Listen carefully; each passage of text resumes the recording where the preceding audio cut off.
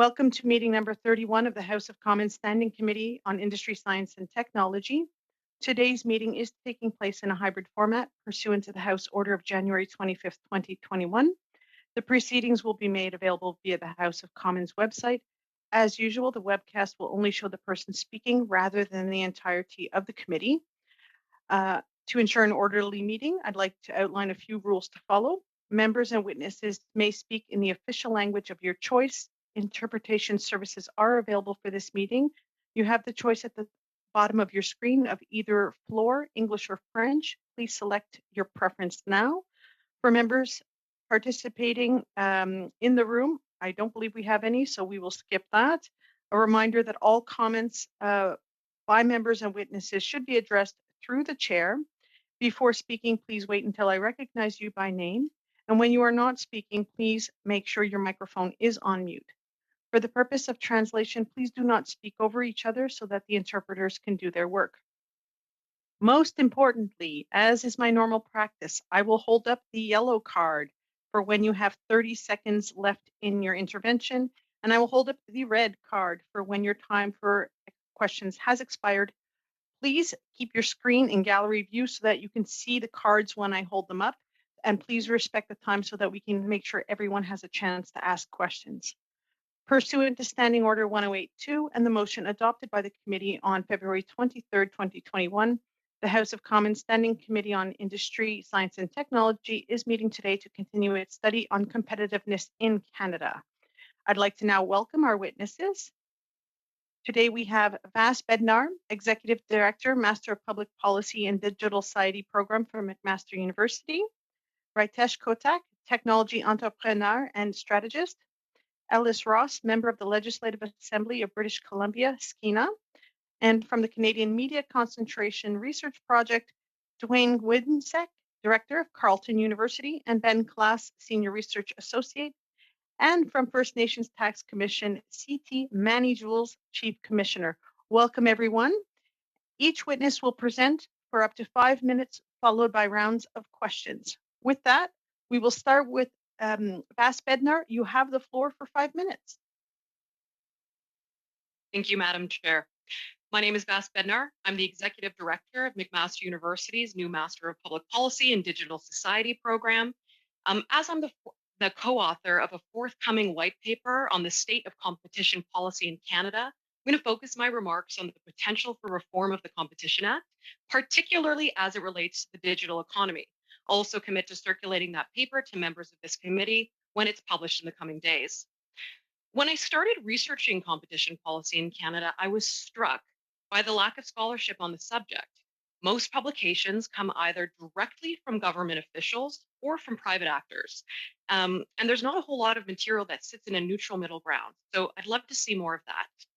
I also observe a striking amount of capture in the sector. I'm not sure precisely how that contributes to any policy inertia, but I do sense the Canadian public is increasingly impatient with the legislation's facilitation and maintenance of oligopolies in our economy. If we want to give our own companies the chance to compete and protect consumers from new forms of online harm, we should proceed with a thoughtful review of the Act. Now, it's been said that Canada doesn't treat competition policy seriously, and that we tolerate high corporate concentration in an effort to be competitive internationally. In fact, former Competition Commissioner John Peckman, he's lamented that the Bureau lacks the kind of independence that could make it more effective. To my mind, what it comes down to is that there are structural limitations in our legislation that hinder our ability to curb anti-competitive practices, especially for today's digital economy. This puts us at a disadvantage compared to other countries. One quick example is the seemingly arbitrary threshold for a merger review. This leads the Bureau to potentially overlook anti-competitive mergers. Another example is fines. The current commissioner, Matthew Boswell, he's acknowledged that the maximum penalties for anti-competitive behavior lack the teeth necessary to deter anti-competitive behavior. There's also this bigger question. Should Canada even make an effort to emulate either the American or the European approach to competition policy? Look, we're likely to benefit from the historic antitrust investigations into global tech firms just due to natural spillover effects. But other competition authorities are not going to scrutinize troubling digital competition issues in our own backyard. And that's why it's important to me that we act as more anticipatory regulators that can spot harms on the horizon and act accordingly. Consider a company that's admitted to fixing the price of bread and may have been colluding on wages with other grocers in the pandemic. Loblaw.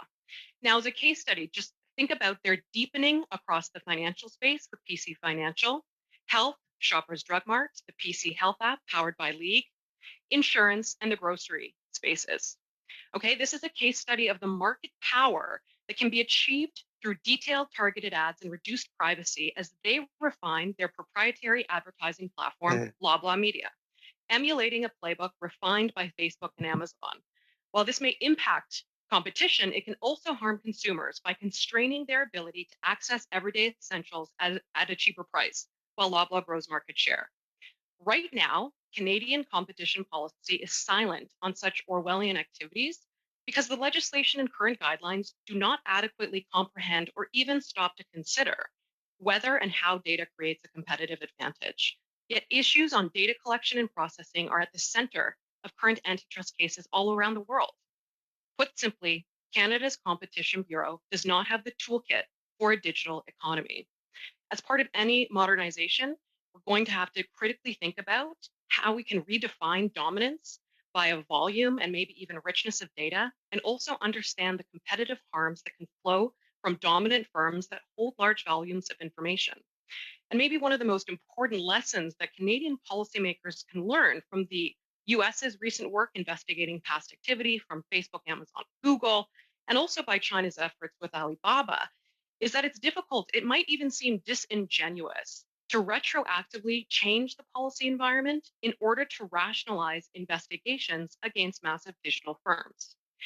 To my mind, Canada's competition policy no longer serves our best interests, and digital markets are fundamentally different from traditional ones. This alone warrants modernizing the Act alongside more robust privacy legislation in order to better manage these abuses and truly promote dynamism.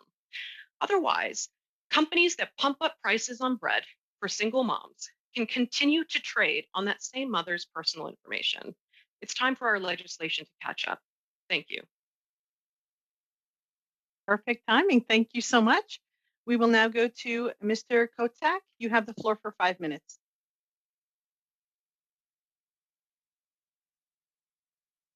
Good morning, Madam Chair. I would like to start off by thanking the committee on inviting me to share my thoughts on how Canada could become more competitive. First, let me just take a few seconds to introduce myself. My name is Ritesh Kotak, and I work with organizations in helping them transform their operations digitally.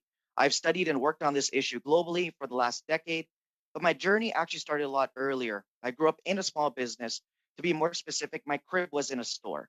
My grandparents and parents had a community grocery store, which over the years has transformed into a food manufacturing company that employs about 20 individuals, imports and exports products, and is continuously trying to innovate. When the pandemic started, many businesses had to find alternative ways to remain competitive. The natural move was transferring operations to an e commerce platform, my parents included. The general consensus was it is as simple as creating an account, adding your products, and you can begin shipping to customers around the world. In theory, this is correct. However, in practice, it is much more complex. I would like to take my time in breaking down three categories of issues that are major barriers to businesses and that hinder our competitiveness. I share my thoughts from a strategic, but also a practical perspective. Number one, you're building on something existing, not on something new. Number two, unclear guidelines. And number three, access to a knowledge base. The first major barrier is many initiatives make a detrimental assumption that we have a website will allow businesses to migrate their operations online. However, if you are a traditional bricks and mortar establishment, you have existing systems, and upgrading those systems are complex and expensive. I've seen frustrated business owners maintain two independent systems, and this is just not economical.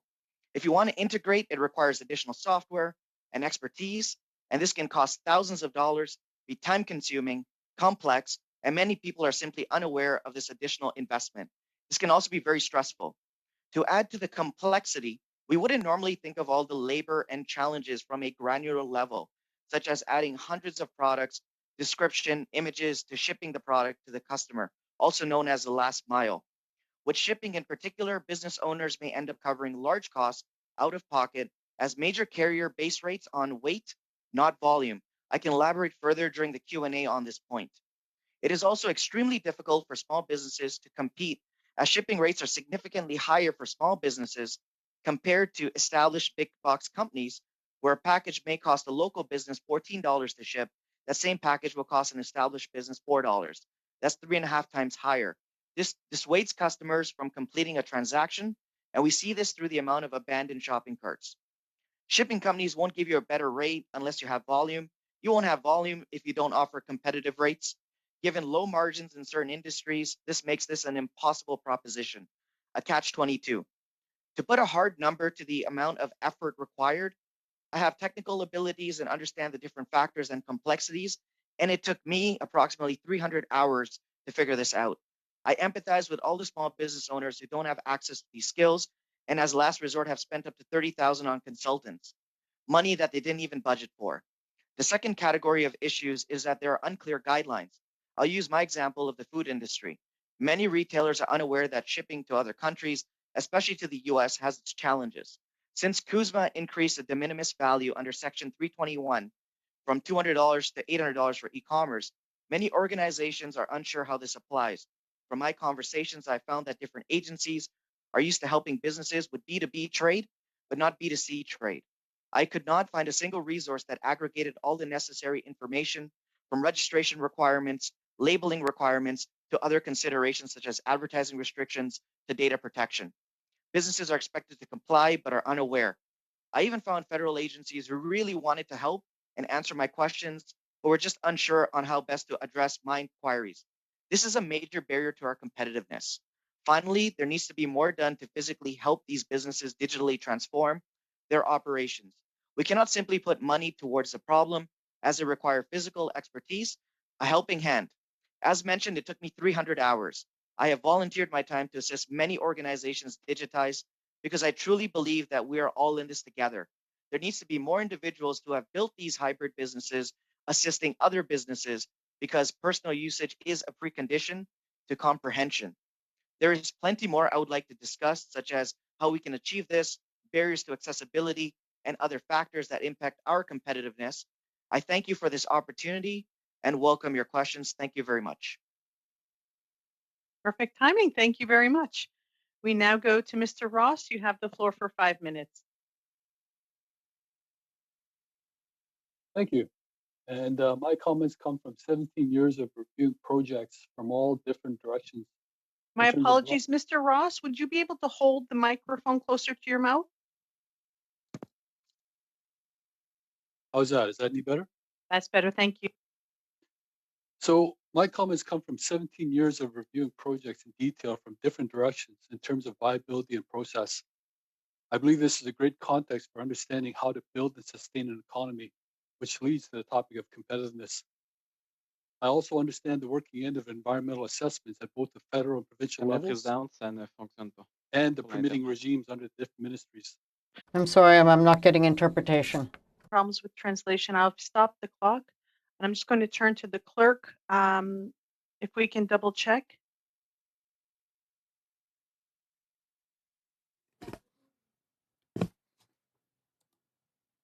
Mr. Ross, would you be able to unplug and replug your headset? Point of order, Madam Chair. Yes, Mr. Polyev? Yeah, I just want to put on the record, all members of the committee have the right to hear every testimony in English and in French. And the problem seems to be that there's poor audio for our translators. And I wonder if we might spend some time between now and the next meeting on that, perhaps with other committees as well, because I hear Mr. Ross and I've heard other witnesses that apparently translators can't hear. But this reoccurring problem occurs where they, for some reason, can't get the audio that everyone else is getting. So. Thank you very much, Mr. Polyev. Actually, it's the requirement in order to be able to translate. The audio must be much higher than what you and I would normally be able to work with. So It's something that's being looked at liaison committee as well, and we've made a point of trying to make sure that witnesses, when we are scheduling them and have them in advance, that we're able to ship them headsets that are approved use for our translators. So I duly noted, but we're working as best we can to make sure that our translators and interpreters are able to do the work that they need to do. So because we're going to see, Mark, if it's possible for IT to work with Mr. Ross, and we can maybe go to the next witness because we are delayed, if that's a possibility. Would that be okay? Perfect. So what we'll do is we'll go to the Canadian Media Concentration Research Project. I believe it's Mr. Winsick is going to present, and in the interim, we'll work with Mr. Ross offline to see if we can get a better quality. So I turn it over to you, Mr. Winsick. You have 5 minutes. Okay, thank you very much. I will lead the discussion. I'll hand over at the end to my colleague, Ben Klass. So good morning, and thank you for inviting us to appear before your committee. Our research at the Canadian Media Concentration Research Project examines the evolution of everything from mobile wireless, internet access, and cable TV services to the fast evolving digital media delivered over the internet, such as online video services like Netflix and Crave, internet advertising, social media, and newspapers. In the 1990s and early 2000s, it was commonly believed that the advent of digital media and the internet would usher in more competitive and diverse communications and media markets. However, in his summary of the results of a recent 30-country study, Columbia University professor Ellie Noem concludes that concentration levels in mobile wireless, broadband internet access, and other communication markets continues to be astonishingly high. While the data for content media is mixed, the trend is in an upward direction. Moreover, in the last decade, a handful of global internet giants have remade the internet in their image, a centralized internet ruled by a few search engines, social media services, and digital media content aggregation platforms. These conditions generally apply to Canada as well. Where Canada does stand out, however, and not in a good way, is in its sky-high levels of vertical and diagonal integration. The figure distributed to the committee provides a snapshot of where things stand as of 2019, based on HHI measures of concentration, a point I hope we can discuss during question and discussion period. If the proposed mega merger between Canada's number 2 and 4th largest communications and media conglomerates, Rogers and Shaw, is approved, it would have 4 major implications. It would overturn a decade and a half of policies by successive conservative and liberal governments alike to foster a 4th maverick mobile operator in regions across the country. It would significantly lessen competition for the mobile wireless market at the national and provincial levels and for the national internet access and cable television market. It would reduce the number of doors that TV and film producers have to knock on from 4 to 3 when seeking a national distribution deal, and from 3 to 2 in English language regions of Canada. With data combined from 18.2 million Canadians integrated across Rogers and Shaw's multiple platforms, this deal raises substantial questions about the link between big data, market power, and privacy and data protection. The proposed Rogers and Shaw merger is an excellent opportunity to see whether the Competition Bureau can use its existing tools to full effect and hold the line on current policies. It is also an excellent opportunity as well for it to turn its professed interest in the link between big data, market power, and privacy and data protection into action. This is also in sync with the recent report by the ETI Committee, Democracy Under Threat. Competition policy should also go beyond assessing consolidation solely in terms of price to consider, for example, standards of data and privacy protection. For example, Facebook loudly touted its respect for people's expectations about trust and privacy when it competed with tens of other rivals during the competitive era for social media.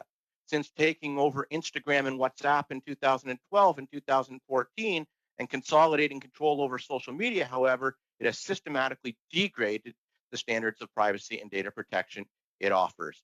Price is obviously still a concern.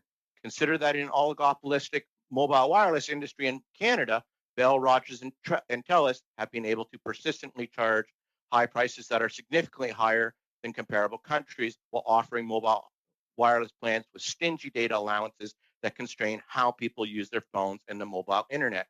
As a result, mobile data usage in Canada is about half the OECD average and a third of what it is in the US.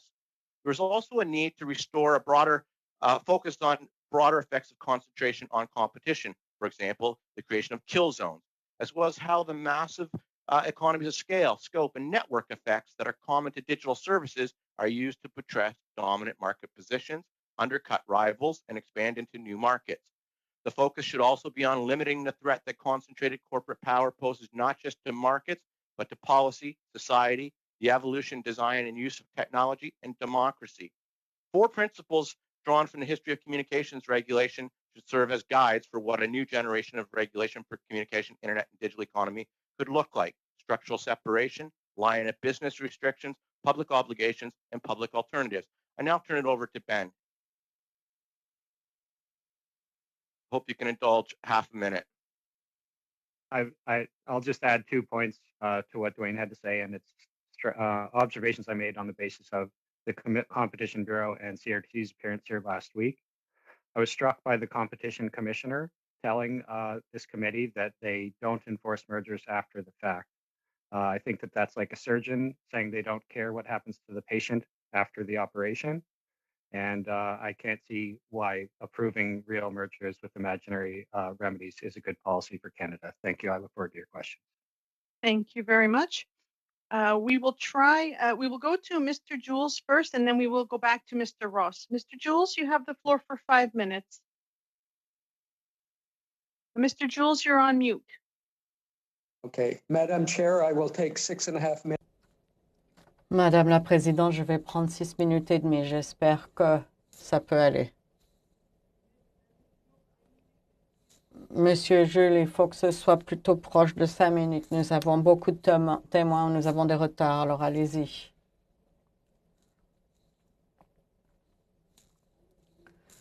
Honorable membre, bonjour, je m'appelle Manny Jules.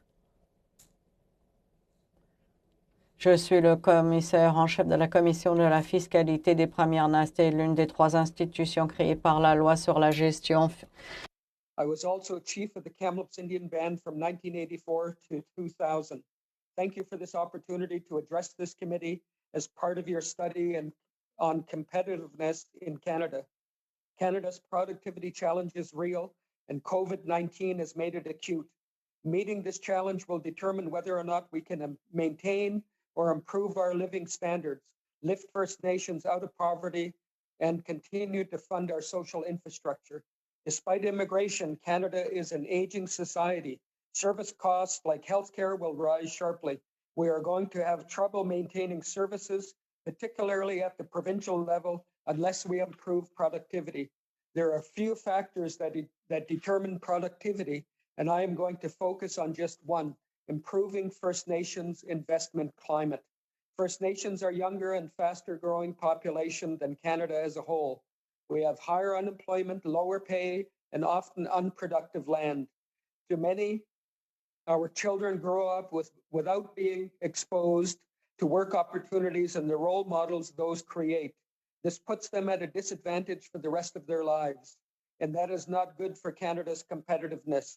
I've spent most of my career turning this around. I've concluded that the root of our problem is the way we are viewed. You see a social problem that needs to be fixed with government programs. I have a different philosophy. I think our disparities are fundamentally economic.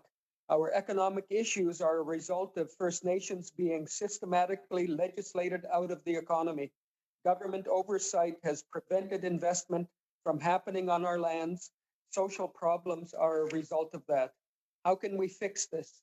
We need to focus on removing the things that have taken us out of the economy. We talk about the cost of interprovincial trade barriers, and rightfully so. We also need to talk about investment barriers that have been put up around First Nations lands. We have identified a successful 3-part formula to build a stronger First Nation investment climate. It is based on putting decision-making power in First Nation hands so they can respond to opportunities. First, develop legislation that recognizes First Nation jurisdiction and provides an orderly process to occupy it.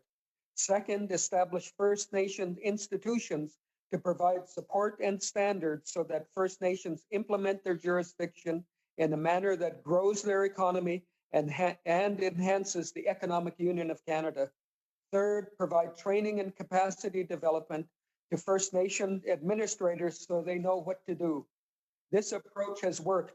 The First Nations Fiscal Management Act is the most successful First Nation-led legislative initiative in Canadian history. This committee should build on that success by supporting 4 proposals to improve the Act. First, First Nations need more sustainable economic infrastructure. In the last year, we have worked closely with the federal government to develop the legislation for a First Nation Infrastructure Institute. The rapid implementation of this institute will ensure we have a foundation to compete for a competitive investment climate. Second, we need to provide tax and decision-making power to First Nations. You cannot have government decision-making power if you are entirely funded by a contribution agreement. Fiscal powers give us a strong incentive for economic success. It rewards good policies in a way that program funding never will. It allows us to implement our jurisdictions so that we can, in my dad's words, move at the speed of business. This can start with 2 easily implemented fiscal powers: sales on fuel, alcohol, and tobacco and cannabis, the FACT tax, and the FACT excise tax sharing. I must note that on Monday, the government of New Brunswick unilaterally canceled the tax sharing agreement with First Nations in that province. The fiscal math of Canada is unrelenting. First Nations need new legislated tax powers. Third, we need to improve our resource economy competitiveness. First Nations are often the only governments in a region that don't receive direct fiscal benefits from major resource projects in their territories. This makes it difficult to get our participation and support. That means resource investment has fallen off relative to our competitors. Hundreds of billions of dollars have been diverted to other countries. We can fix this with a resource charge supported with an offsetting federal tax credit. This would create transparent, standardized, and stable First Nations fiscal benefit from resource development. It could coordinate with federal and provincial tax systems. The FNTC would support its implementation and coordination. This would provide many rural and remote First Nations with economic opportunities and break the cycle of poverty that disadvantages so many children from an early age. Mr. Fourth, Jules? we need to expand the work of Mr. the FMA Jules? institutions and the Tulo Center for Indigenous Economics to support these initiatives. And one day Mr. they should Jules? be supported by a Unfortunately, Mr. Jules, I need you to wrap it up. You're way will. over time. Yeah, I will. Thank you. Supported by a real land title registry system. In 1910, my ancestors made a request of Canada: tax powers, better infrastructure, and a land title system so we could provide health care for our members and compete in the economy. Today, I am making a similar request. I urge this committee to support these proposals. I am not asking for special rights. I am simply asking that First Nations that want a chance to succeed be given a chance to do so. Thank you very much, Mr. Jules. We'll now go to Mr. Ross. Mr. Ross, I'm just going to remind you to keep the microphone as close to your mouth as possible. You have 5 minutes. Okay, before the 5 minutes starts, I was just told by the tech people not to hold the microphone close to my mouth. So how is this coming through? Can the interpreters hear this okay? One moment, I'll just double check with the interpreters. Mark, is it okay? Would you like me to Yes, say they're something okay. else? They're okay. Okay. Go ahead, Mr. Ross. Okay, thank you. And my comments come from the last 17 years of reviewing projects in detail in terms of viability and process. I believe this is a great context for understanding how to build and sustain an economy, which leads to our topic today of competitiveness. I also understand the working end of environmental assessments at both federal and provincial levels and the permitting regimes under each ministry. Unfortunately, now as an MLA, I understand how these processes are formed. And I also understand the ideologies and politics that help shape these processes. The most important lesson I learned is what a good, strong economy does for the strength of an individual, a community, a province, and a country. And I don't understand why our legislatures can't wrap their heads around the idea of competitiveness.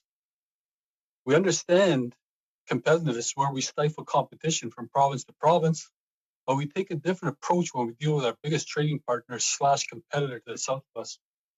When we create so much politics, red tape, and taxes for, say, a Canadian concrete company to bid itself out of a Canadian contract, the United States company that doesn't have the same cost structure comes in and secures that Canadian contract.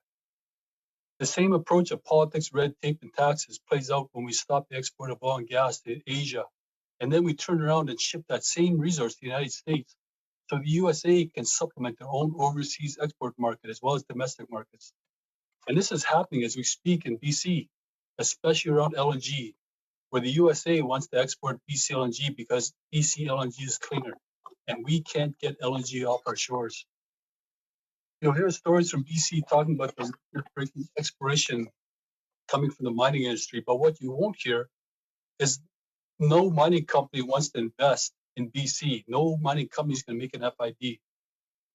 We've gotten to the point where Canadian companies find other countries, who are our competitors, by the way, more welcoming than Canada. Canadian companies take their investment dollars elsewhere just because of our uncompetitive framework. The only investors that are willing to invest in BC for major or semi-major projects are the large worldwide corporations who have enough cash and fortitude to bankroll a $50 million environmental assessment, sunk costs.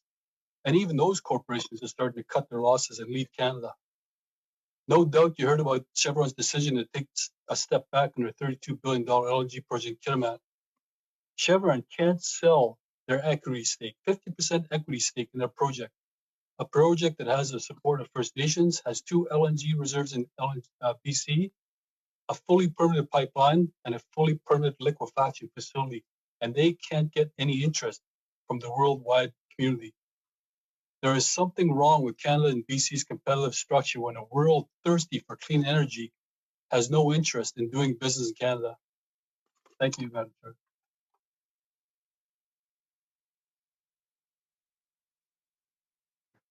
Thank you very much, Mr. Ross. And with that, we will start our rounds of questions. Our first 6-minute round, we will start with MP Polyev. You have the floor. Thank you very much. My questions start with Mr. Ross. Mr. Ross, if you listen to the media, you would think that all First Nations are against all resource development. Can you tell me the truth about where communities that you represent stand on these projects? Well, you know, a lot of the communities that do support LNG, for example, did so under their own community processes, under democratically elected leadership. And what you're seeing in BC right now is a push to actually silence or marginalize democratically elected First Nations people. And it's the politics and ideology. It's a big problem in BC. And in fact, everything you talk about in terms of the media, nobody's actually going to all those First Nations that signed on to Kinder Morgan or onto the LNG project. There's 2 major LNG projects in Kitimat, and both have the support of First Nations.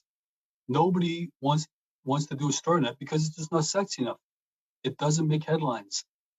Right. And yet already you see the benefit going to all these communities along the way to address poverty, substance abuse, children in care. And but it just doesn't make the news because it's just not sexy. Right. And all of the journalists and so-called environmental activists who stand in the way of the projects that would lift your people out of poverty, once they succeed at blocking the projects, do they stay around to help your people? No. And in fact, if they don't get the support of the leadership of a community, they'll find somebody else within that community to actually support their opposition. It's something I've talked about in terms of the BC legislature as a number one principle that I see in terms of legislatures. Do not use First Nations for your politics. For one of the most disadvantaged people in Canada, especially for the last 15 years, where we've actually seen light at the end of the tunnel, where we can actually engage in economy and actually say no to government funding. Will UNDRIP help your people? No, UNDRIP will not help, especially in the form of Bill 41 that was passed in the BC legislature. It's all rhetoric, it's narrative, and it doesn't actually speak to Section 35 of the Constitution. It doesn't speak to any of the pursuant case law that defines Section 35 of the Constitution. There's no definition, and in fact, they've inserted it into the BC Environmental Assessment Act in BC. And all that vagueness is going to actually create more and more uncertainty. And unfortunately, we're going to have to go to court to find that definition of UNDRIP. And, First Nations have a constitutional right to be consulted about projects that touch upon their territories, and rightly so. When Justin Trudeau vetoed the Northern Gateway pipeline, for which First Nations communities had $2 billion worth of benefit sharing agreements, did he consult with the people who were supporting the project in First Nations communities? I don't recall, because my engagement was actually in opposition to Enbridge under the Conservative government. And one of my biggest issues back then was, nobody truly understood the Haida court case on a duty to consult and accommodate, much less the corporations. In fact, the LNG companies that came in after Enbridge said that they will not make the same mistakes as Enbridge. I had apologies from the presidents of Enbridge after all was said and done for their treatment of Aboriginal rights and title. And I went through all the processes, I went through all the court cases, I went through all of it. And fundamentally, at the core of the issue was an understanding of Aboriginal rights and title. Today, it's much different. It's much better. Everybody understands Aboriginal rights and title is here to stay. Excellent. And I understand all the elected communities on the right of on the right of way of the Coastal Gas Link are supporting that natural gas project. Is that your understanding as well? Oh, without a doubt, they all signed on, including First Nations along the tanker route. Right. They signed on, and they did it for the benefit that actually we're all enjoying right now as we speak for the last 5 years. And then, so the non-Indigenous protesters who were blocking trains and standing in the way and creating these blockades, would you say they represent the First Nations communities affected by the Coastal GasLink pipeline and liquefaction project? No, not even close. In fact, they actually blockaded the BC legislature, and I was told that I should actually support Aboriginal rights and title by a protester. And I had spent the better part of 15 years doing exactly that to get my people to a better place, along with 17 other First Nations along the pipeline. They were all doing it under the banner of rights and title. And a lot of the protesters across Canada don't have a good understanding of what rights and title actually is. So this is a project that will benefit the communities that unanimously elected leaders that unanimously support it and the communities they represent. It will actually reduce global greenhouse gases by replacing foreign oil with clean, green Canadian natural gas. It helps the environment. It helps First Nations escape poverty and achieve independence. Isn't that what we're continually told that we should be doing? That's what I learned back in 2004. I've been reviewing LNG projects, forestry projects, solar and wind, you name it, I've reviewed it. And I always thought that was the common denominator, protect the environment, but actually try to do something for the planet, as well as try uplift Aboriginals. And by the way, when you uplift Aboriginals in any setting, you actually make the community stronger, BC stronger, Canada stronger. I don't understand why we're actually allowing the opposition to actually dictate what's happening here in BC and Canada. The gatekeepers. Thank you very much, Mr. Paliev. We now go to MP Johari. You have the floor for 6 minutes. Thank you, Madam Chair, and thank you to all the witnesses for your testimonies today. I'd like to start with Mr. Kotak. Mr. Kotak, in your opening remarks, you said, and I quote, businesses are expected to comply but are unaware. I even found federal agencies who really wanted to help and answer my questions, but were unsure how best to address my inquiries. There is a major barrier to our competitiveness. Can you expand on that, sir? Absolutely, and thank you for your question. So what's happened here is with respect to e-commerce and the pandemic. So a lot of businesses have moved to online platforms. So traditionally we had these bricks and mortar locations, and then we got online, we've gone online to new sales channels, but they're not separate. They're actually integrated. We kind of have this new hybrid economy where you got to be competent in both areas. But what that's also done is created confusion, especially amongst different different agencies. So from my personal experience, these were agencies that wanted to help. I reached out to, for example, like if you have the CFIA or you have the different trade commissioners, the question became, how do I export to the United States? How do I export to different provinces? And everything that they were given, everything that they were told, everything that they've dealt with was related to B2B business. So business to business, where you sell to another business or to a distributor, and then they sell the products to stores. Well, what e-commerce has done has taken the consumer right to the business. So it falls into this new category that many are just unaware of how to operate around, and it's not their fault. It's something that's relatively new to a lot of people. So that has created a lot of confusion. That has created. So how does the government can help? Sorry to interrupt you, but how can the government help? So one of the ways the government can help, and I'm a big advocate of red tape reduction, amalgamating different resources.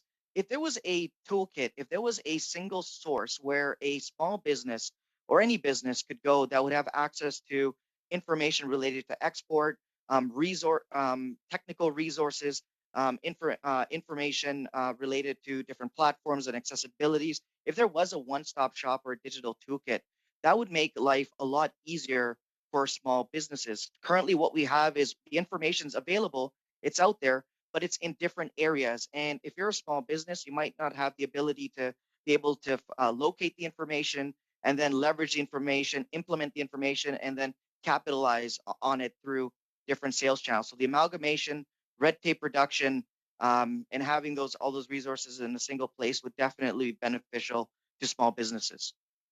Thank you. And you talked about the toolkit, and it was funny that Madame Bednar also talked about the toolkit. If I may go to Madame Bednar, you also mentioned that we really don't have access to a toolkit to be able to remain competitive.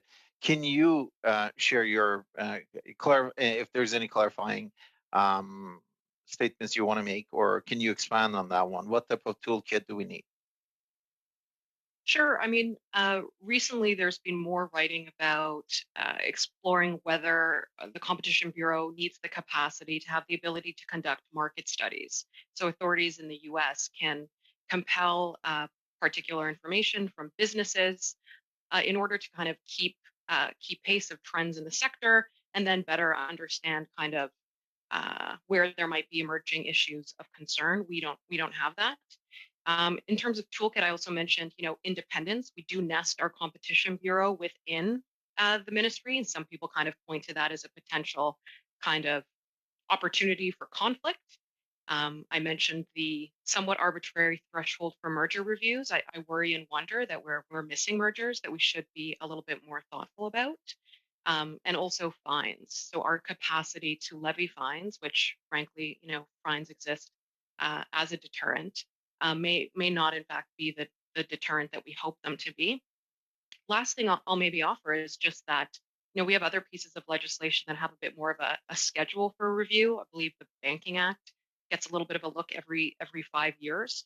So thinking about more of a schedule to kind of do that spring cleaning and review this really important legislation could also be impactful.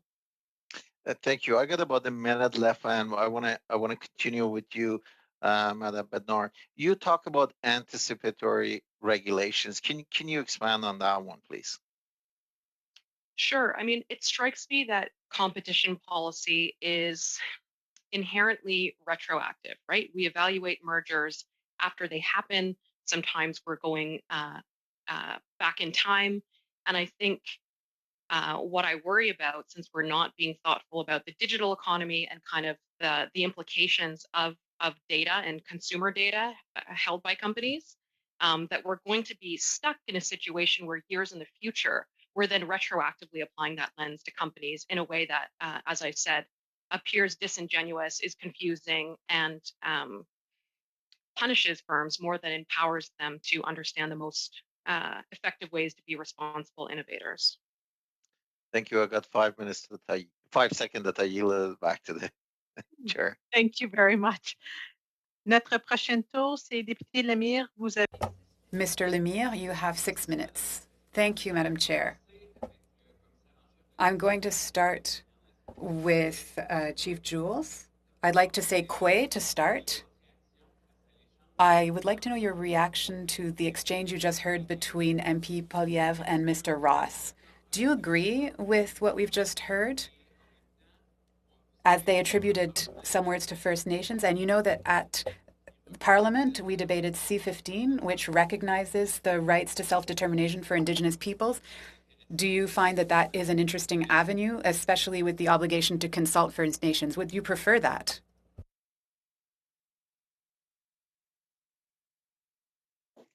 Thank you for that question. I agree with Ellis.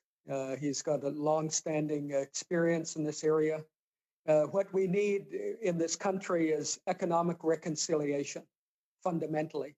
We've been legislated out of the economy, and I believe that what we need really is a First Nation federal provincial table so that we can look at and establish a better fiscal relationship focused on investment and competitiveness.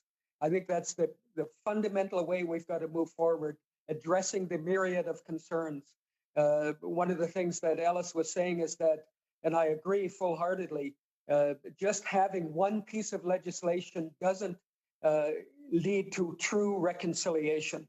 If we're looking at the piece of legislation to deal with UNDRIP, we need a myriad of different pieces of legislation to implement the constitutional rights that Canada has recognized for First Nations. And the other thing is, that's clear in the discussions is First Nations, we operate under the telegraph technology as opposed to a digital age technology. So all of these matters have to fundamentally change, and we have to move. If Canada is going to regain its competitive edge, we have to move to ensure that First Nations are fully a part of the solutions that are going to come post-pandemic. One of the things that's going to be critically important, of course, is constitutional, not constitutional discussions, but a fiscal relationship discussions based on just the healthcare and the indebtedness that Canada as a whole is going to be facing. And without harnessing the youth and the abilities.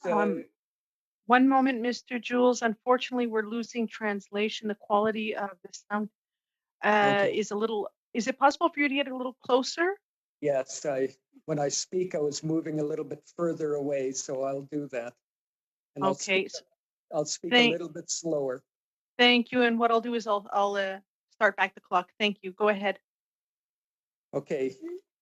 First, I want to mention that what we need in this country is economic reconciliation. I agree with Ellis Ross in his statements about UNDRIP. You can't have one piece of legislation when you've got constitutionally recognized rights. You have to have a myriad of different pieces of legislation that facilitate us to be a fundamental economic and competitive partner in this federation. Right now, we've got a situation where we've been completely legislated out of the economy. First Nations, we operate under technology that was developed during the phase of the telegraph. We need to be a part of the digital age, and that means fundamentally changing how we operate in this country. One of the fundamental recommendations I would make to this committee is that we establish, or you recommend an establishment of a First Nation federal provincial table to deal with competitiveness and to deal with the myriad of complex issues that this country is facing in terms of getting our commodities to market. Merci, Miigwech. Thank you for that. I'd like to say Miigwech. I agree that recognizing First Nations as a partner is essential. I have a question for Mr. Winsek or Mr. Klaas. Could you please tell us what administrative burdens exist for telecommunications companies, and particularly what the solutions are to lighten that burden? I will take a short answer to that. I'm not quite sure how onerous the administrative burdens for telecommunications companies are, as opposed to, say, members of the public who actually want to participate in regulatory proceedings, and the fact that the Competition Bureau itself has a very, I mean, a non-existent public proceedings. I mean, it does not even meet the standards of the CRTC. So I'm less concerned with whatever burdens that the telecoms companies have, and the fact that they may not be facing enough pressure to meet the policy objectives that have been set for them, or to address public interest considerations that are raised in front of either the CRTC or the Competition Bureau.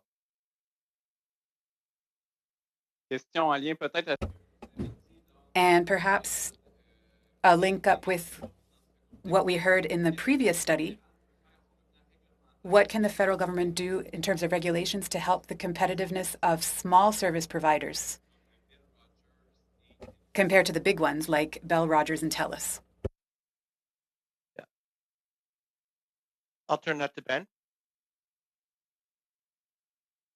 I think we're expecting to hear a decision from the CRTC later today that may impact the competitiveness of the mobile wireless market, one of the most important telecoms markets. If the CRTC does opt to adopt a regulatory regime that encourages and allows more competition, I think we'll be looking forward to the implementation of that. If they neglect to do that, I think that the Parliament may want to investigate why the CRTC isn't addressing this problem sufficiently. Thank you very much, Mr. Klaas. With that, we will now turn to MP Massey. You have the floor for 6 minutes. Thank you, Madam Chair. And Mr. Klaas, you're exactly correct. 4 o'clock today will define, I think, a lot of different competition issues, and it'll be interesting to see what happens.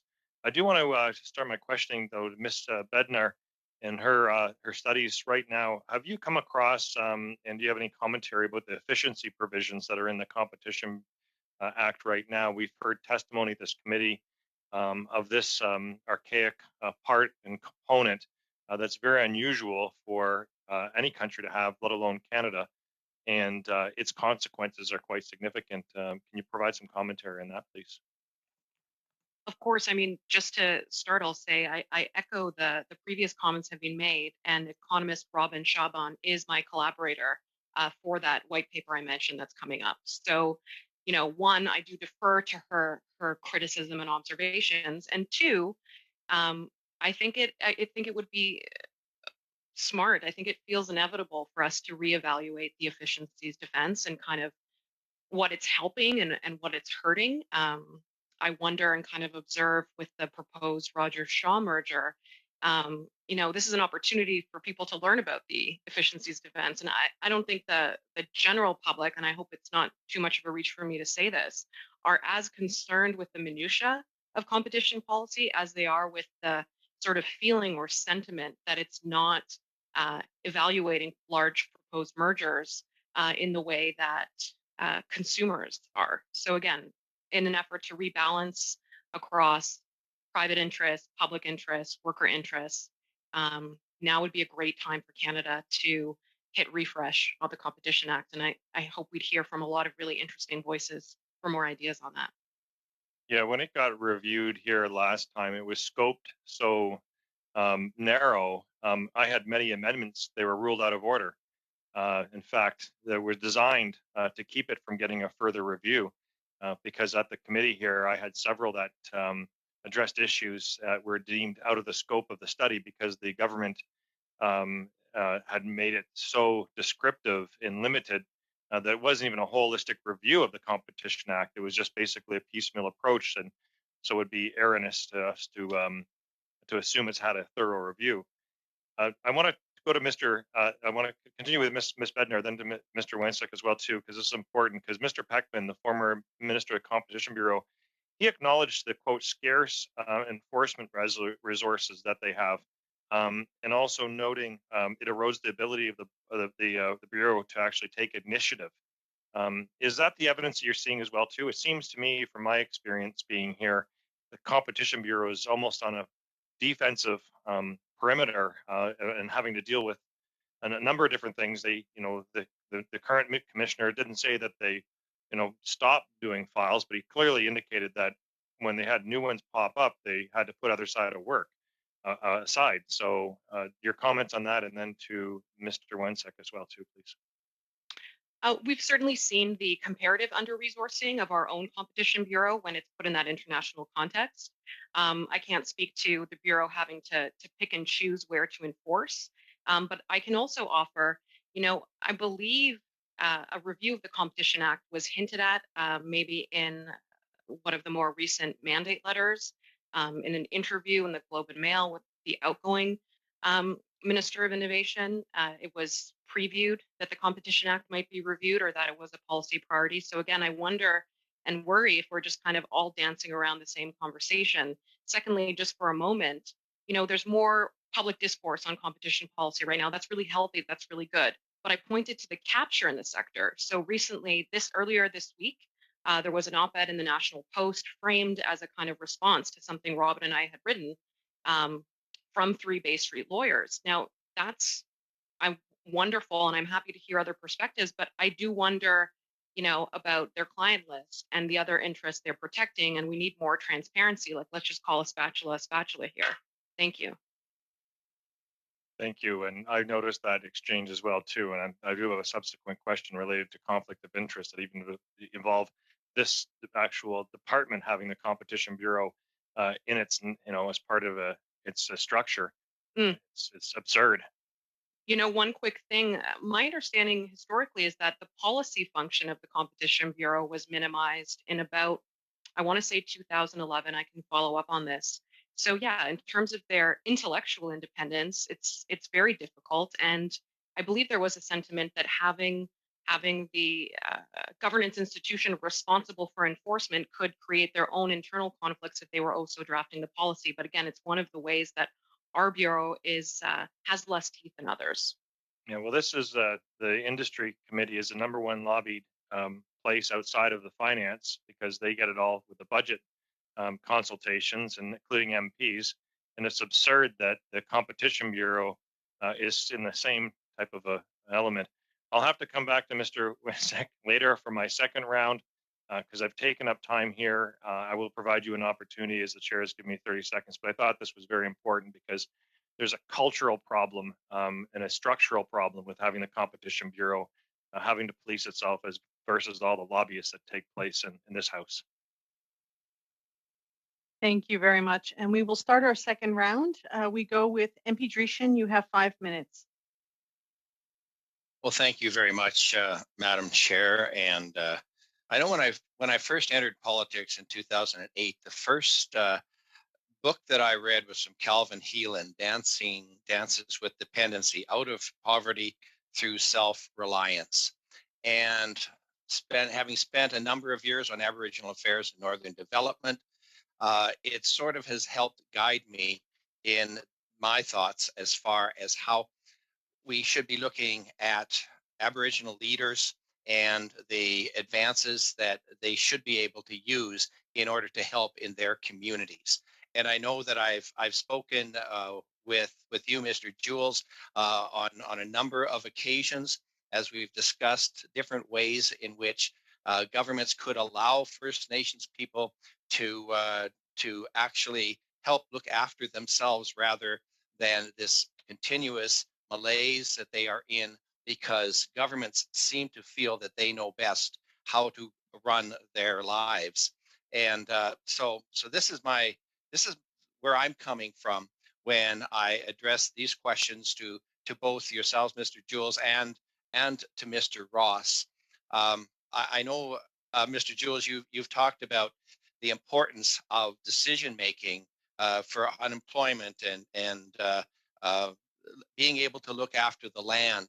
It's as though that if there was this dirty thing as oil and gas that are being developed or mining, that somehow the First Nations people would all of a sudden just throw up their hands and say, well, obviously we want to be in on that. We don't want to look after the land that we've lived on for so many generations. Mr. Jules, what can we do to stop this concept that political people understand what you need and instead start listening to what is required to help all of our economy move forward?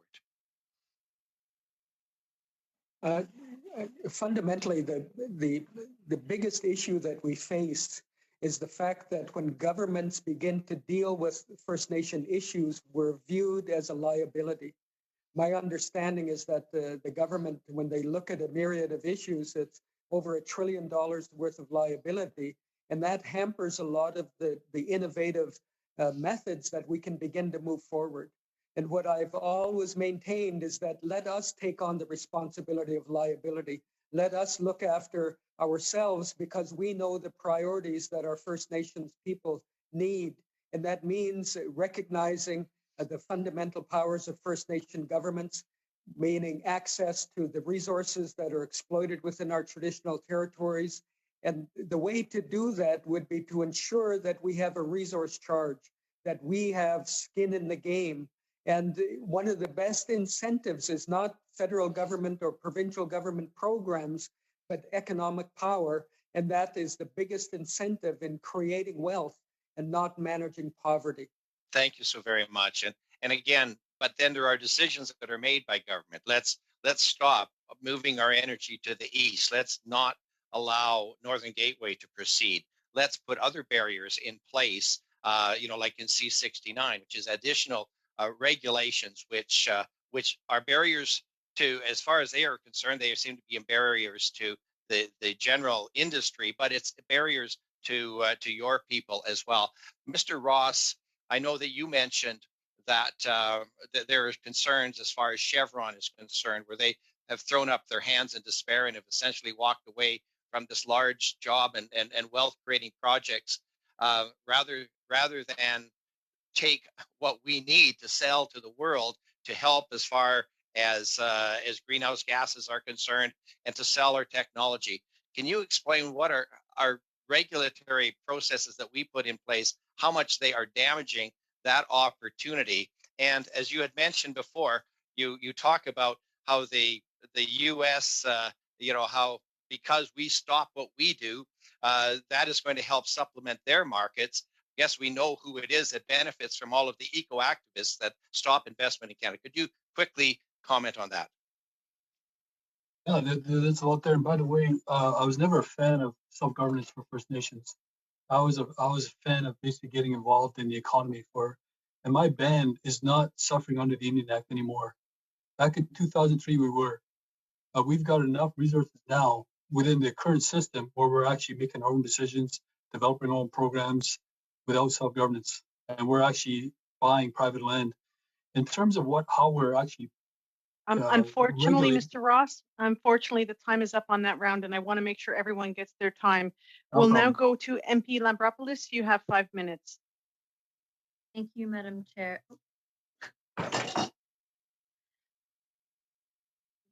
Problem that occurs a little too regularly.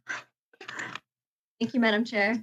I'd like to thank all of our witnesses for being with us today. A lot of interesting discussions. Comment and say that obviously COVID-19 has taken a very big hit on our economy, and I believe that our government is trying to find ways to help us get back on our feet and help businesses get back on their feet. So obviously, it's a good time to be looking into this and looking into what ways we can allow for better competition and to allow more companies to have some kind of stake in our economy. So with that being said, do you agree that one of the better ways forward and one of the lower cost ways forward would be to eliminate or cut red tape? And what are ways that you would recommend doing this? What are the first steps that you would take if we were to cut red tape? And I'm asking, I guess, first, Ms. Bednar.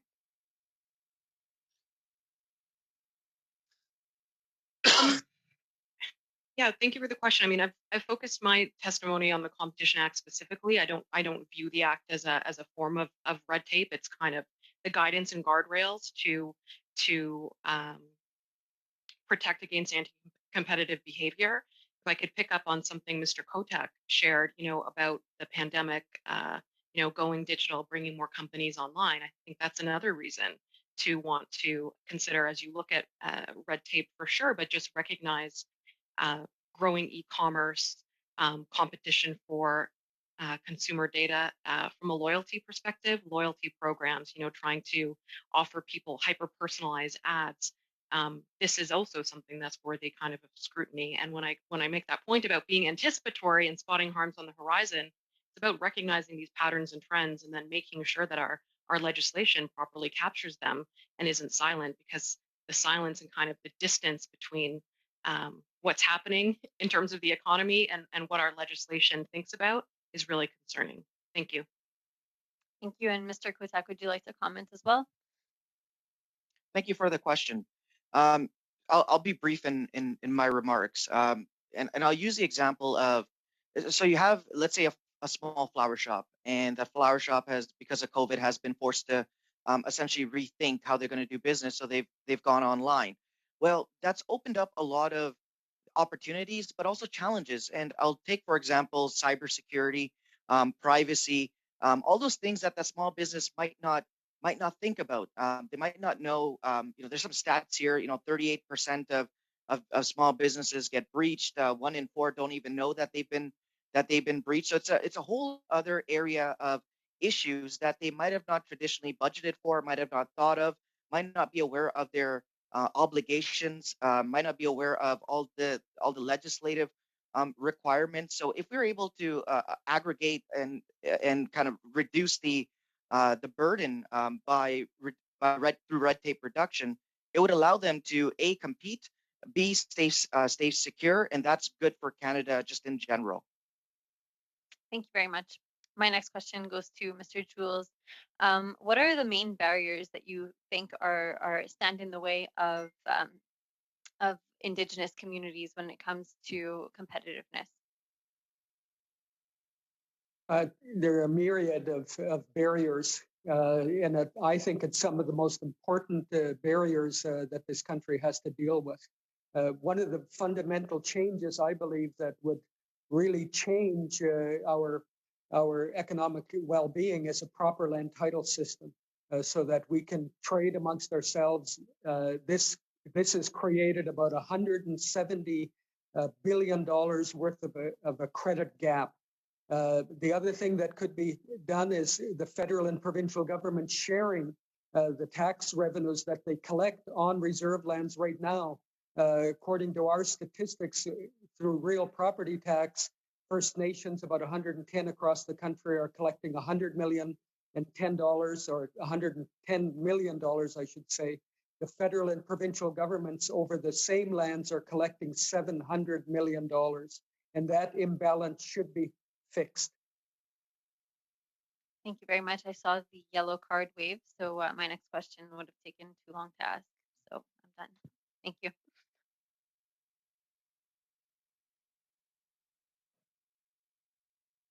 Thank you very much. Notre prochain tour, c'est député. We will now give the floor to Member Lemire. You have 2 minutes and a half. Thank you, Mr. Chair. Mr. Winsek and class, you looked at concentration. Tax evasion favors Netflix, Facebook, or other GAFA. So this is at the expense of Quebec and Canadian media businesses. What measures, like a code of conduct as proposed by Australia, what could the federal and Quebec government should do so that Canadian and Quebec businesses are not impacted by disloyal competition?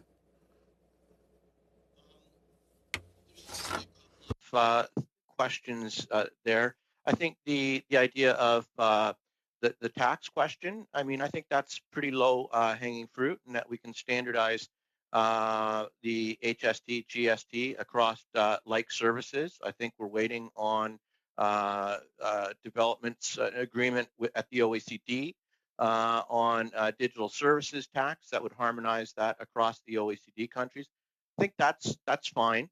I think once we get into the other questions about, how do we regulate Netflix, for example, or Facebook and Google, is the Australian model a good one, for example. I think there's much that is of interest in the Australian model, the recognition of their dominant market power, the idea that Google controls vertically integrated with its own online ad exchange, controls all the data around which that ad exchange works, that we need to kind of open up the kimono to allow regulators as well as others to access that data to see how the algorithm works. I think these are good things. The idea, though, that somehow this just ends up with transferring buckets of cash from the so-called web giants to domestic players, I think is a real Achilles heel here that we need to avoid. We need to deal with the market power, black box technologies, and it cannot just go to delivering buckets of cash from foreign players to domestic ones. Madame Bernard. In 15 seconds, could you also add something, Madame Bednar? For the competition environment with telecommunications, it's just recognizing that we allow providers to compete both on the infrastructure and the services, and this kind of structural function contributes to a lot of the challenges that have been documented. I hope that's helpful. Thank you very much. Merci. Our next round of questions goes to MP Massey. You have 2.5 minutes. Thank you, Madam Chair. Mr. Weinsick, I had a previous questions directed to Ms. Bednar. Could you provide some thoughts as to those questions, or do I need to repeat them? Or are you comfortable just to go? I think I'm just good to go here, and I'm going to hand this off to Ben as well. I think there's 4 things I'd say in response to your earlier question, and I would say that the Competition Bureau seems to be handcuffed by a lack of a mandate and resources to look at what's happened after a deal has already been approved. So we need to know, we have to have a retrospective assessment. Second thing, we need to be able to understand the cumulative effects over time, so that we're not just treating deals like the Roger Shaw deal as a one-off, but we need to see it as the second shoe falling after Bell MTS in 2017 and look forward from that. There's also some problems with information disclosure powers that the Competition Bureau has, I understand, relative to the US. Those should be beefed up. And I really think a great big consideration is we need to open up the Competition Bureau's review processes to much higher levels of public disclosure, public participation, and support for public participation. There's an opportunity for us to participate, but it's all on our own dime. And that's a big ask. Ben? Yeah, I'll just add that when the CRTC commissioner was here last week, he correctly pointed out that the telecommunications regulator has really no input into a change in ownership or a merger in this case, which strikes me as being pretty strange. We have the Competition Bureau saying they don't have the resources to assess after the fact. We have the CRTC saying we check to make sure that the merging parties come out as Canadian, but beyond that, we just look at TV licenses. You have the industry saying, let's go, go, go. This is hear no evil, see no evil, do no evil. But consumers know that there's something wrong with this.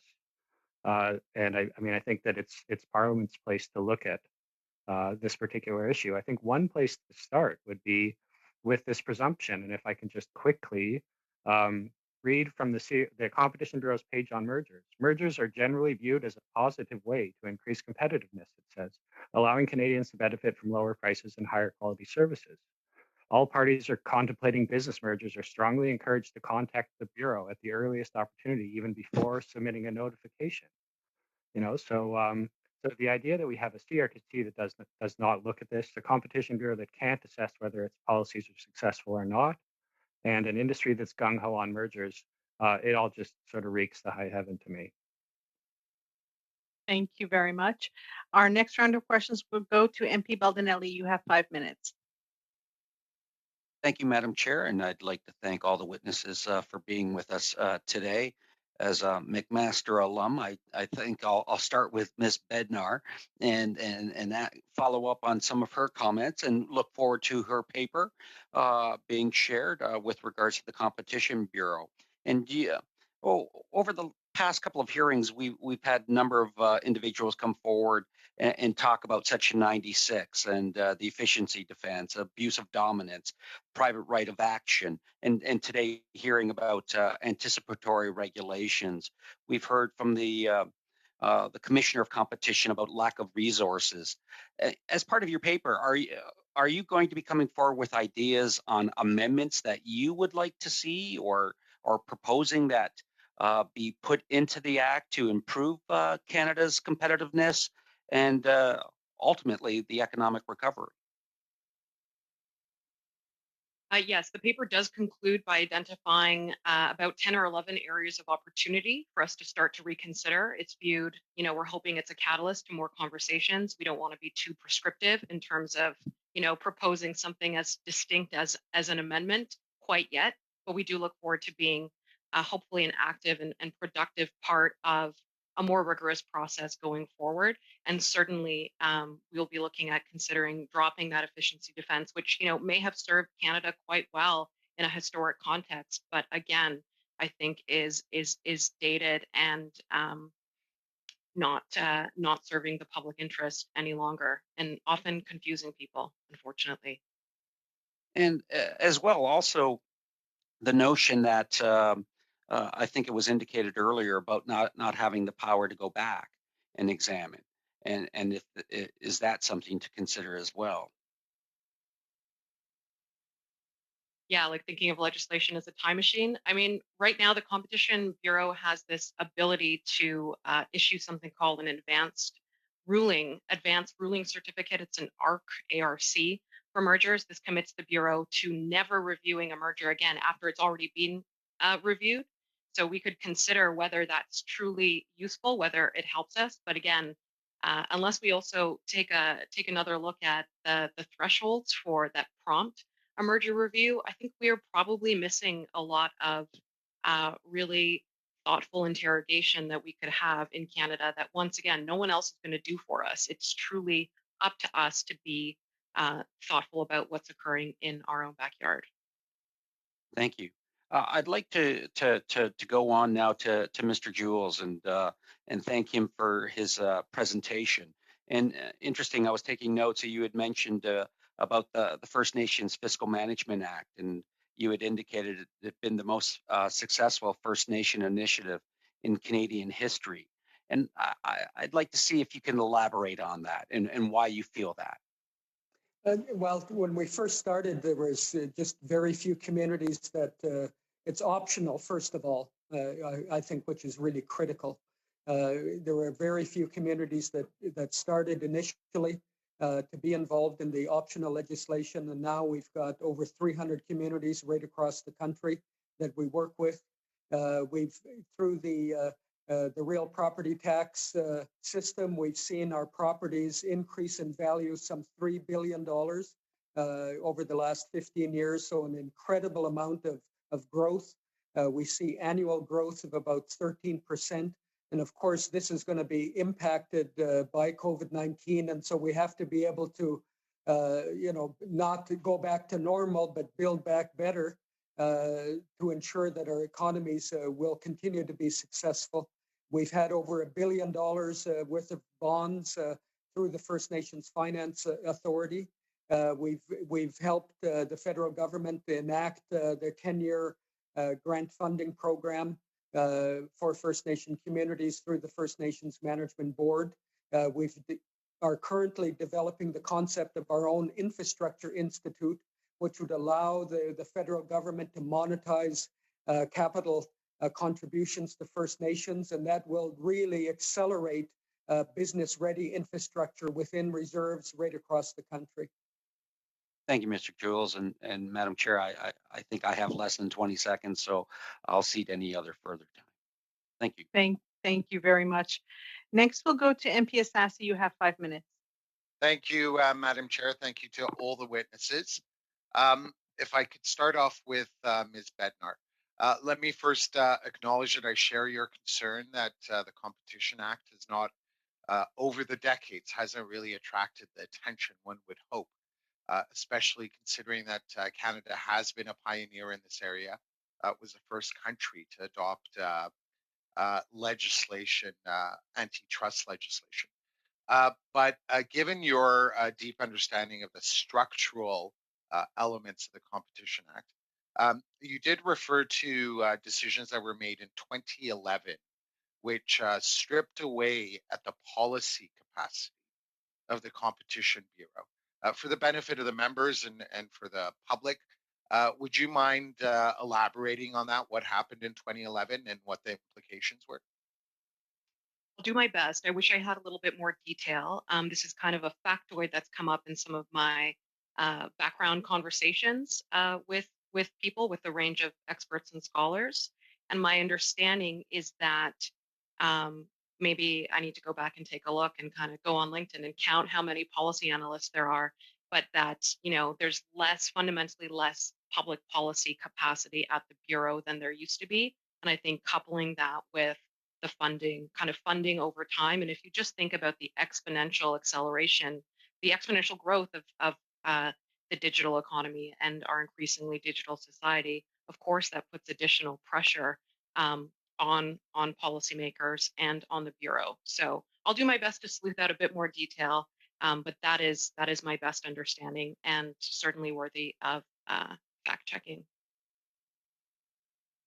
Thank you for that explanation. Now, another thing you touched on in your opening remarks was you expressed concern about the lack of independence that the Competition Bureau has. Could you again elaborate on that, because that's a hugely significant issue, something that obviously is of concern to everyone. So if you could provide us your insights on that issue, it'd be greatly appreciated as well.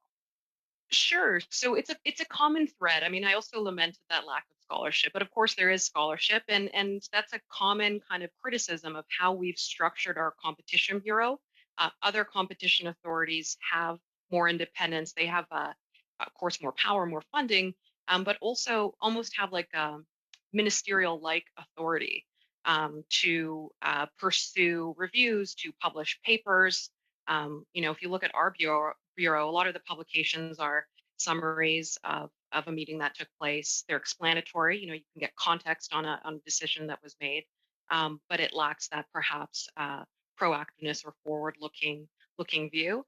And of course, yes, the criticism from potentially being conflicted, right? You're in a ministry that's fundamentally concerned with competitiveness, with innovation.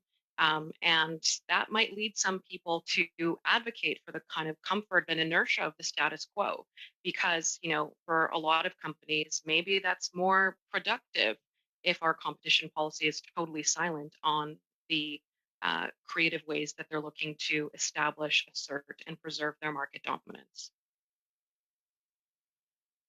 Thank you for that. Now, if I could just open it up to other witnesses, are there any other witnesses that believe that the Competition Bureau lacks independence?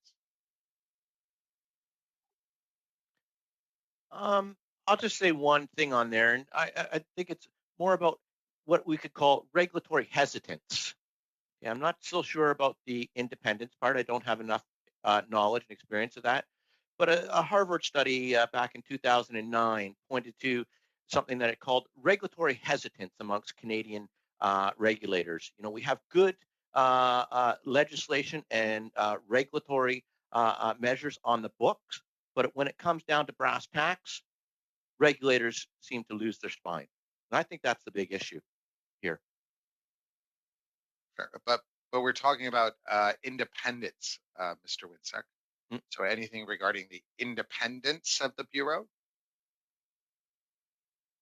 I can't speak enough on that myself. Okay. Now, if I could follow up with you, Mr. Winsek, you said that there has to be greater transparency.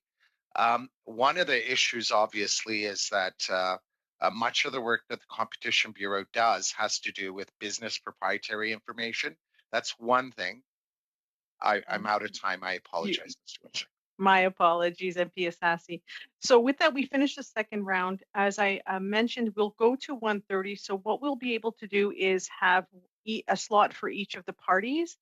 And I want to ask the committee if they would indulge allowing MP Massey to go first, as he needs to leave at 1:15. If you're all in agreement, he'll go quickly, and then we'll go with the next three. Is that okay with everyone? I appreciate it. Please, Mr. Massey, go ahead. Thank you, Madam Chair. Thank you, my colleagues, and to all the witnesses. The analysts will know I'm a dog with a bone when it comes to issues, so I'm going to ask my last question to Ms. Bednar again with regards to international investment. Do you believe that our current laws with the Competition Bureau is also dragging perhaps our innovation here domestically because we're out of sync with the United States and Europe? I do think so. This is something I'm learning more about. I'm not as, my appreciation and understanding is not quite as sophisticated, but I think you're quite savvy to link that up, and that such conversations should be part and parcel of moving ahead with reviewing the Competition Act. And with that, Madam Chair, I want to thank the witnesses all here today and also yourself and my colleagues for allowing that. Have a nice day. Thank you very much, Mr. Massey. I will next go to MP Généreux. Vous avez 5 minutes. Merci beaucoup. Thank you, Madam Chair. A warm welcome to Mr. Jewell. We've met in 2010 in your reserve while we went for I think it was the Finance Committee, and you surprised me, and I'd like to know your secret. You seem to be younger and younger instead of older as older. So anyway, it's good to see you. And I was really stunned when I went on your reserve to see everything that you have done and everything you're still doing for your friend and people. It's quite amazing. You said before that you think we should do more. We should do more for First Nation, and I agree with you. I agree. Economically, we need you. And actually, we need your young people. Talk to us about your young generation and how, even if they might still be working with telegraph, but I think they're more ahead than that. But I mean, we could still improve everything they need to be part of the economy, the economy from the now economy of today. I believe our youth are going to be an incredibly important part of the rebuilding after COVID-19 here in Canada. They're the future. Whenever I look into their eyes, that's what I see. I see their potential. I see their willingness to be able to think outside the box. And that's what needs to be nurtured from a very young age. That starts with the child in the womb, right through kindergarten through to grade 12. And they have to have good role models. Schooling is critically important, and not just about learning who we are, but also learning the maths and scientists so that we can prepare First Nations for a trip to Mars one day. And so it's those kinds of innovations that our future will be able to offer to this country and to ourselves. And I believe wholeheartedly, and I believe in our future generations through our youth. But we need the institutional support, the fiscal wherewithal to be able to make the changes within our communities without dependence on the federal and provincial governments, because that's hampered our development. It's music to my ears. Mr. Kodak, you talked about a lot about the new technologies and big data. And for small businesses, it's really costly to be able to have those tools. What do you suggest that we should do to be improving the new economy, I should say, for young businesses, even startup businesses? Absolutely. Thank you for your question. I think first of all, connectivity is going to be absolutely essential. If you're not connected, if you don't have access to high-speed internet, there's not much you can do and participate in the new digital economy or the hybrid economy, for that matter. The second thing I think that would really be beneficial when you speak about data or big data in general is that it doesn't need to be super expensive. It could be with technology now, with software as a service. There's a lot of ways that technology can become accessible to the masses. If we, for example, ensure that platforms must have at the very minimum, if they want to operate in Canada, must have the ability to conduct transactions in English and in French. They must have accessibility plugins as a built-in feature, which is not necessarily the current case. So you might have businesses that want to operate, or small businesses, local businesses, but unable to communicate with the demographic, whether it be through a lack of tools, a lack of a user experience. And it doesn't need to be expensive. A lot of these tools are becoming a lot cheaper. They're becoming a lot simpler to use. I think the pandemic has accelerated innovation in the software space, and we could actually leverage that to create a much more competitive environment. Well, thank you very much. Madame Bednar, sorry. On s'est fait dire. We've heard that the Competition Bureau was, I wouldn't say archaic, but that it operated in a way that was perhaps more of a way of the past rather than what's happening now. Would you agree with that characterization? Yes, I would agree with that characterization, but also offer that it has to operate that way because A, we're not empowering our bureau, and B, we're not being really thoughtful about the legislation that, again, governs the competition environment, but also governs what the bureau can do, what it can elevate in terms of cause of concern, and what enforcement power and also policy expertise it can call its own. Merci beaucoup. Thank you very much. We will now go to MP Erskine Smith. You have the floor for 5 minutes. Thanks very much, Chair. I want to start, Ms. Bednar. You may recall we had, well, you mentioned in your opening testimony, the issue around wage fixing. It's a small issue when we look at the overall, maybe structural inadequacies of the current act. But do you think we ought to update the wage fixing provision to at least keep us in line with our American partners? I do think we should. I also think that case is interesting when you think about the very high burden of proof that we have under the Competition Act for abuse of dominance, right? And a challenge in our digital age is establishing that proof. So what was interesting about those conversations, from what I read about it in the newspaper, online, is use of telephones to just have conversations, pick up a phone. How can we expect, we have to expand what we take as evidence, what information we can compel, and also really think about whether that threshold is just too high to be realistic and productive. And my read is that it would also require an ongoing agreement, and we couldn't look back to past agreements. That seems like it may be a limitation, an unnecessary limitation as well. Yeah, I think preventing us from going back could hurt us, as we're seeing in the United States, taking a second look at a merger with Facebook. However, we're also seeing some evidence, again, from other competition authorities, back to the point about being anticipatory. The Google Fitbit merger is like an interesting case of just looking ahead to what the implications of both those companies having the same data is. And in that instance, a data wall was proposed. I find that quite novel. And I think it's something we should be thinking about as we look ahead to consider refreshing this act. Thank you.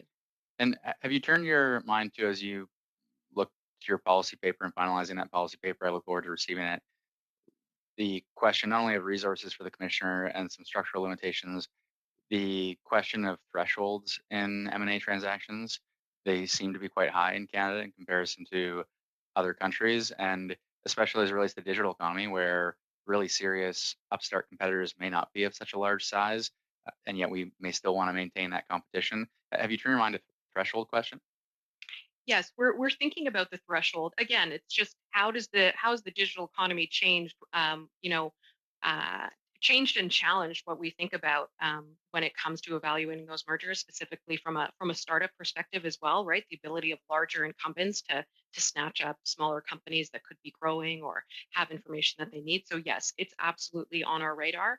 And what I actually wish I had, and I was actually texting with Robin about last night, I was like, let's make just a beautiful chart that summarizes all those differences, like a comparative legislative giant document together, so we can really be clear in contextualizing where we are in Canada compared to other authorities. And absolutely, the threshold for merger review is something that would really be a sore thumb on that chart. Well, it does seem other competition authorities are looking beyond simply protecting consumers on price, though I wish we protected consumers better on price too, but are also looking at the digital economy and how we can protect consumers on privacy. The other interesting area when you look at the digital economy is you have, and the Facebook acquisition of Instagram being one example, but you can imagine Shopify in the Canadian context could well do the same. But they have an incredible amount of information about other companies that operate on their platforms. And in Facebook's case, companies that in some ways become competitive to are competitors to them. And yet with that extensive amount of information they have about companies that operate on their platform, they can then use that information to acquire competitors. Do you see that as a challenge that ought to be addressed in some way? Absolutely see it as a challenge. It's not just information to acquire competitors, it's also to develop products, to set prices, and understand audiences to advertise to, right? Companies don't just compete on price anymore. They also compete on privacy, on data.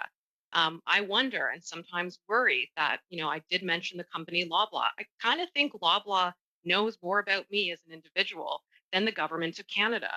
And it's what they can do with that information when it comes to both owning a platform and advertising on that platform is similar to something like we see with Amazon. Amazon has been, it's been suggested they use information from what people are searching for and purchasing to inform their own product development. Perhaps that's anti-competitive behavior. Again, that could come up in our own backyard. So we need to think about it now so we're not playing catch up. I find playing catch up very embarrassing. My last question is, I'm out of time apparently. Unfortunately, MP Erskine-Smith, you're out of time. Thanks very much. I appreciate it. We'll now go to Député Lemire. Vous avez 2 minutes et demie. Thank you, Madam Chair. My question is for Mr. Kotak. Thank you very much for your presentation. I really enjoyed what you had in there. I'd like to talk about innovation to lighten the regulatory burden of small businesses. Is a fixed threshold that would exclude certain small companies whose revenue is under a threshold, would that be a helpful measure? Thank you so much for your question. Yes, at the end of the day, anything that would make it easier for small businesses, which to me is the backbone of our economy, and that's where we're seeing a lot of innovation. Anything that would make it easier, anything that would make it cheaper, anything that would reduce the red tape would be of great benefit to small businesses. But in order to actually see the benefit, we also have to, as I mentioned earlier, aggregate resources.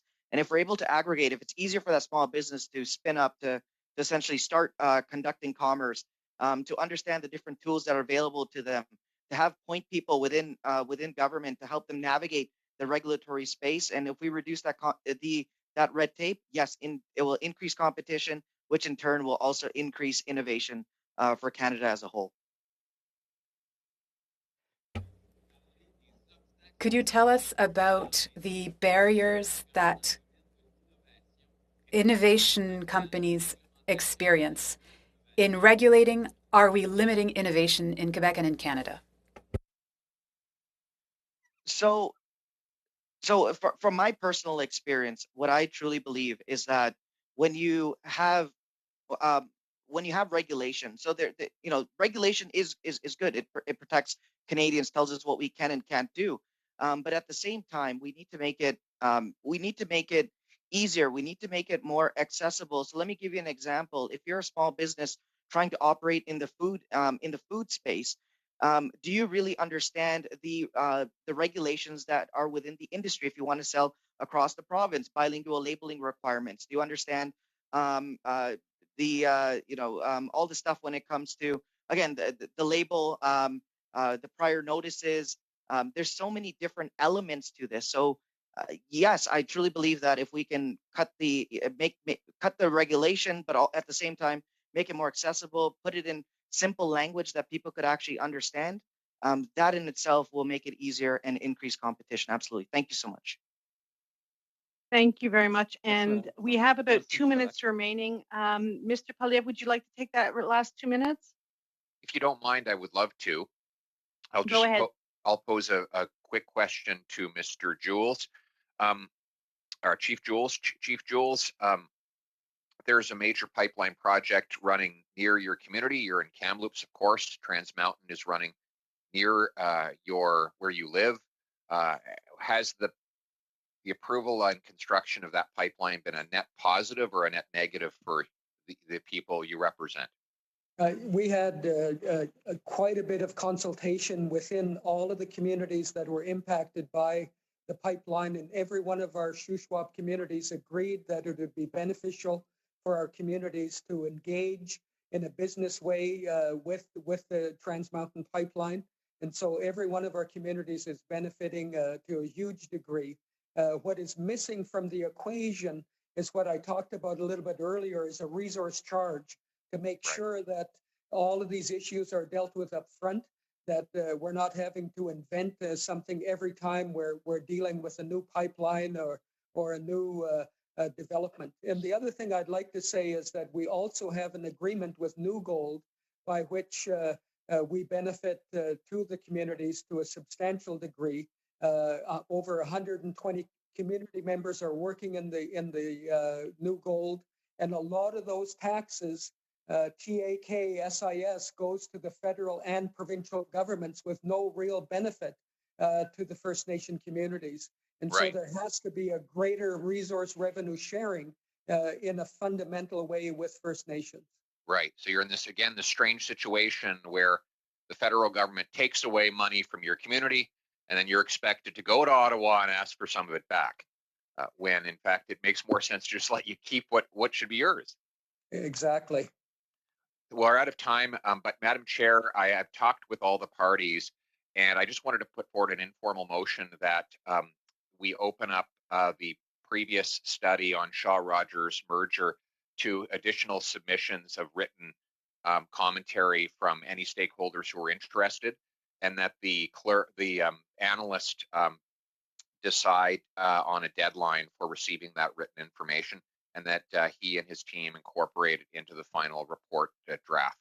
I think this should be unanimous. I apologize for the imperfection in the way I've uttered it, but I'm putting that forward.